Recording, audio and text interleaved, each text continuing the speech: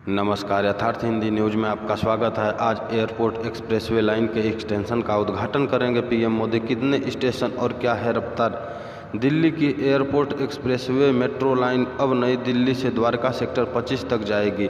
2.2 kilometre के विस्तार के बाद द्वारका सेक्टर 25 बने नए स्टेशन का नाम यशोभूमि होगा। यह नाम इसी स्टेशन के पास बने भारत के सबसे बड़े कन्वेंशन सेंटर के नाम पर रखा गया है। प्रधानमंत्री नरेंद्र मोदी 17 सितंबर को इस कन्वेंशन सेंटर पर नए मेट्रो स्टेशन का उद्घाटन करेंगे। एयरपोर्ट एक्सप्रेसवे मेट्रो कॉरिडोर की कुल लंबाई 24.9 किलोमीटर हो गई है। नए स्टेशन पर भी 10-10 मिनट के अंतराल पर ट्रेन मिलेगी। 6 कोच वाली मेट्रो जो कि पहले से चल रहे वह आगे यशोभूमि स्टेशन जाएगी। इस स्टेशन पर 7 प्रवेश व निकास गेट होंगे। चूँकि यह आसपास के यात्रियों के अलावा भविष्य में यशोभूमि कन्वेंशन सेंटर में आयोजित होने वाले कार्यक्रमों के मेहमानों के लिए भी काम करेगा, इसलिए यहाँ पर कुल 22 स्वचालित सीढ़ियाँ लगी हुई हैं। कुछ ऐसे भी हैं जो कन्वेंशन सेंटर को सीधे मेट्रो से कनेक्ट करेगी। नई दिल्ली से द्वारका सेक्टर 25 तक के 24 किलोमीटर से अधिक सफ़र को पूरा करने में महज 21 मिनट का समय लगेगा। एयरपोर्ट एक्सप्रेसवे लाइन पर दिल्ली मेट्रो ने रफ्तार भी बढ़ाई है। पहले इसकी रफ्तार 90 किलोमीटर प्रति घंटा थी, जो इस साल बढ़ाकर 120 किलोमीटर प्रति घंटा कर दिया गया है। भूमिगत स्टेशन पर सभी जन सुविधाएँ के अलावा पार्किंग भी उपलब्ध होगी, मगर यह पार्किंग यशोभूमि कन्वेंशन सेंट्रल प्रबंधन द्वारा चलाया जाएगा।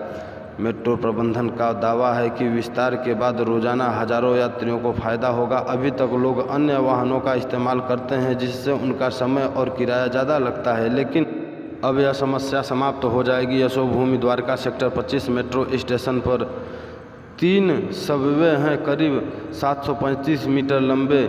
यह सबवे स्टेशन को यशोभूमि प्रदर्शनी हॉल, कन्वेंशन सेंटर और सेंट्रल एरिना से जोड़ता है। दूसरा सबवे द्वारका एक्सप्रेसवे की तरफ प्रवेश निकास को जोड़ता है, जबकि तीसरा मेट्रो स्टेशन को यशोभूमि परिसर के प्रदर्शनी हॉल से जोड़ता है। यह Subway Yashobhoomi Dwarka sector 25 metro station और यशोभूमि परिसर और सेंट्रल एरिनिया के बीच निर्बाध सुरक्षित कनेक्टिविटी प्रदान करता है। इसमें 8 एक्सीलेटर, 4 लिफ्ट और सीसीटीवी निगरानी के अलावा उद्घोषणा व्यवस्था भी उपलब्ध है। इसी के साथ अगली खबर, दिल्ली मेरठ रैपिड रेल को मिली रफ्तार। यूपी सरकार ने जारी किया 350 करोड़ रुपए।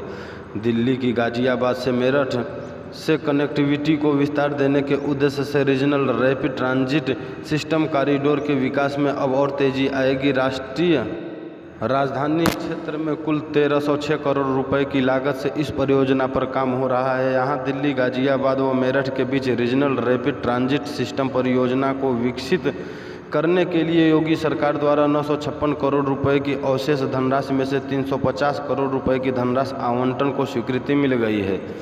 इस राजयांश के जारी होने से परियोजना के अंतर्गत लंबित कार्यों को अवगति मिल सकेगा। विशेष तौर पर गाजियाबाद व मेरठ में परियोजना के अंतर्गत प्राविधानित कार्यों को अब नए सिरे से रफ्तार मिलेगी। योगी सरकार द्वारा इस संबंध में राजधानी दिल्ली क्षेत्र परिवहन निगम NCRTC के प्रबंध निदेशक को धन आवंटन संबंधी आदेश जारी कर दिया गया है। Delhi Meerut regional rapid transit system RRTS एक semi high speed rail corridor है। इसका अभी निर्माण चल रहा है। यह कॉरिडोर दिल्ली, गाजियाबाद और मेरठ को जोड़ता है। रैपिड एक्स प्रोजेक्ट के तहत प्लान किया गया है कि 3 रैपिड रेल कॉरिडोर्स में से एक है। पूर्ण होने पर यह देश का अपनी तरह का पहला रैपिड ट्रांजिट प्रोजेक्ट होगा। फिलहाल इस परियोजना के तहत फेज 1 स्टेज का कार्य हो रहा है। 82.15 किमी लंबी इस परियोजना की 8 मार्च 2019 को पीएम नरेंद्र मोदी द्वारा घोषणा की गई थी और माना जा रहा है कि वर्ष 2025 तक इसकी शुरुआत हो सकता है। परियोजना को मूर्त रूप देने का दायित्व राष्ट्रीय राजधानी क्षेत्र परिवहन निगम के प्रबंधक निर्देशक को सौंपा गया है।